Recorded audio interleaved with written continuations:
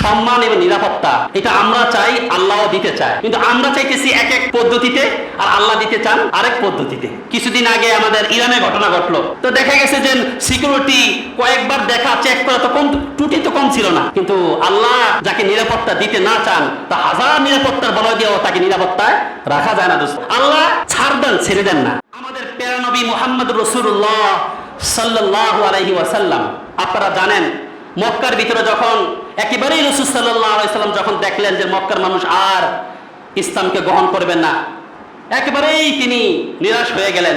তারপর আবু বকর সিদ্দিককে নিয়ে তিনি হিজরতের উদ্দেশ্যে কি হয়ে গেলেন, রওনা হয়ে গেলেন। তো হিজরতের উদ্দেশ্যে যখন রওনা হলেন, তখন কাফেররা 100 উট ঘোষণা করলো, যেখানে পাওয়া যাবে তার কল্যাণ নিয়ে আসতে পারলে 100 উট দেওয়া হবে। নাউজুবিল্লাহ বলবেন না?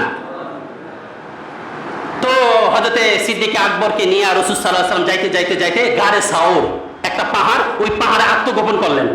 খেয়াল করলেন যে আল্লাহ পাক যদি কাউকে নিরাপত্তা দিতে চায়, শান্তি দিতে চায়, যে আল্লাহ পাক কিভাবে দিতে পারেন। পরে গারে সাউর এই পাহাড়ের ভিতরে উঠলেন। ওখানকার আগেরকার সময়ের ভিতরে পায়ের চিহ্ন দেখে অনেক কিছু মানুষ বলতে পারতো। 2 পাও যদি একসাথে শুয়ে থাকে, আমাদের কিতাবের ভিতরে, হাদিসের কিতাবের ভিতরে আসছে 2 পাও মুখ ঢাকা, বাপেরও মুখ ঢাকা, ছেলেরও মুখ ঢাকা, শুধু পাও দেখা বুঝতে পারতো এই সন্তান এই বাপের। এটাকে ইলমুল কিয়াফা বলা হয়।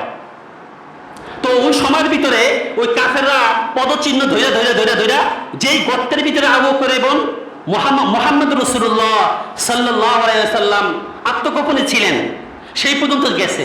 যাওয়ার পরে এখন আপনারা জানেন সেখানে কোনো একটা কি হয়ে গেছিল, একটা মাকড়সা হয়েছিল, পাখির বাসা ছিল। এখন ওদের যে পা বিশেষজ্ঞ পদচিহ্ন দেখা বুঝতে পারে, সে বলল আমাকে যদি আমার এলেম আমাকে প্রতারণা করে, আমি নিশ্চিত যে এই গুহার ভিতরে, এই গর্তের ভিতরে এরা 2 জন আছে। দেখেন আল্লাহর কি কারিশমা, একটু করে নিচের দিকে তাকাইলেও তাদেরকে দেখতে পায়, কিন্তু এই ঘাড় সোজা রাখার দায়িত্ব কার? আল্লাহ। তারপর ওরা কি করলো, ওদের ভিতরে আল্লাহ পাক এই পেরেশান, এই বিষয় ঢুকাই দিল যে না না না, ওরা তো ভাগ দেয়, একটু চোখটাও চাইতে পারতো। দেখেন চোখও নিচে নামে নাই, ঘাড় কলম কি আছে, সোজা আছে। এই ঘাড়, এই লড়াচড়া, এটাও কার হুকুমে হয়? আল্লাহর হুকুমে হয়। ওমা তাসকাতু মিন ওয়ারাকাতিন ইল্লা ইয়ালামুহা, পৃথিবীর একটা গাছের পাতা, কোন গাছের পাতা কোন সময় ঝরে পড়লো, এটাও আল্লাহ পাকের ইলমে জানা আছে। তো এই ঘাড় তখন সোজা থাকলো। এবার একজনে বলল তুমি এই কথা কি বলতেছো, যদি এই লোকগুলা ঢুকো, এই মাকড়সা জাল কোথা থেকে আসলো, আর এই যে পাখি কোথা থেকে আসবে?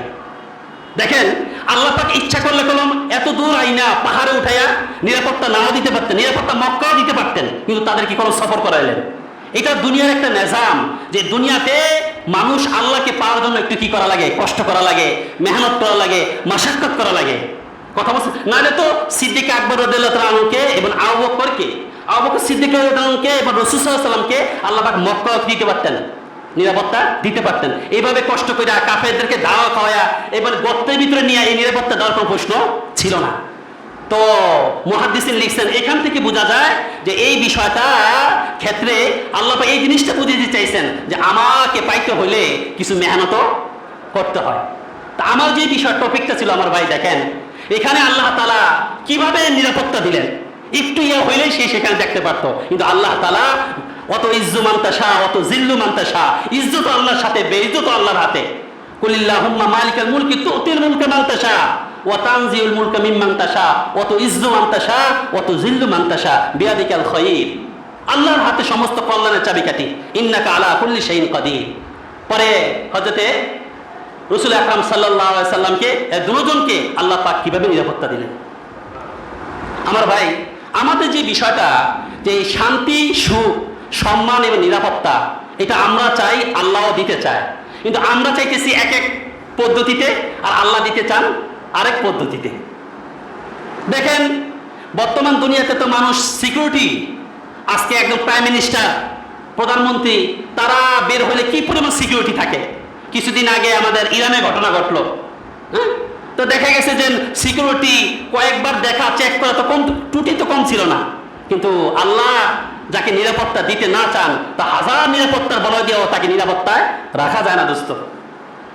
আল্লাহর মায়ের দুনিয়ার বাইর বলে, আল্লাহ যখন ধরেন তো ঠিক মতো ধরেন। অনেক সময় অনেক বিষয় আমরা দেখি, আল্লাহ এই লোকটা এমনি জুলুম করতেছে, এমনি হারাম খাইতেছে, মুসলমানদের উপর এভাবে জুলুম করতেছে, এটা কি আল্লাহ কেমনে সহ্য করে? ভাই আমরা দুর্বল মানুষ, আমরা মানুষ, আমাদের ধৈর্য, আমরা ছোট মানুষ, আমাদের ধৈর্যটাও ছোট, আল্লাহ বড়, এই জন্য আল্লাহ পাকের ধৈর্য অনেক বড়। আল্লাহ ছাড় দেন, ছেড়ে দেন না, আল্লাহ ছাড় দেন। অনেক জুলুম এই পৃথিবীতে হইতেছে, আজকে পৃথিবীতে কম জুলুম হয় না, যে যার প্রতি পাইতেছে জুলুম করতেছে। মাঝে মাঝে ধর্মীয় লোকরা বলে হুজুর আল্লাহ কি আসেনি, নাউজুবিল্লাহি তাআলা মিন যালিক, এই শব্দ তার মুখ দিয়ে এসে যায়। তো হুজুর এমনি জুলুম করতেছে, এভাবে অপরাধ করতেছে, আল্লাহ কিভাবে সহ্য করে, আল্লাহ কিভাবে এটা কিভাবে নিতেছে? কিন্তু ভাই আল্লাহ তাআলা ছাড় দেন কিন্তু ছেড়ে দেন না, আল্লাহ পাক ধরেন, আল্লাহ পাক ধরেন।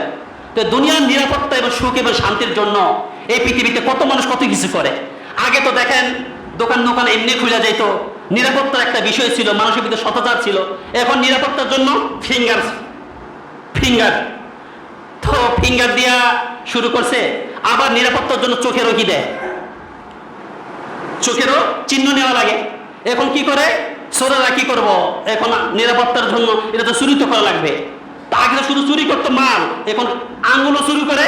আর চক্ষু যদি থাকে ফিঙ্গারের ইয়ার ভিতরে, তো চক্ষুরও খুদ্া উঠে হইলো ওখানে, সেটাকে ইয়া করে পেশ করে। যেভাবে সিকিউরিটি বাড়ছে ওভাবে প্রতারণা কি হইতে থাকছে, বাড়তে থাকছে।